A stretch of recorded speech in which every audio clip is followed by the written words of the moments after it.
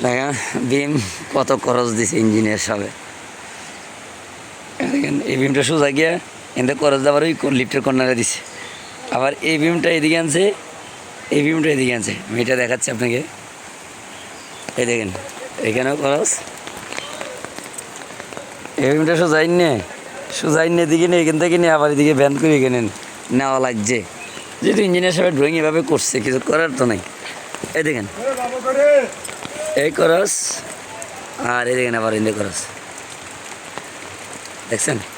এই দেখেন খরচ, এই ওইখানে দেখে ওইটা ওইখানে গেছে।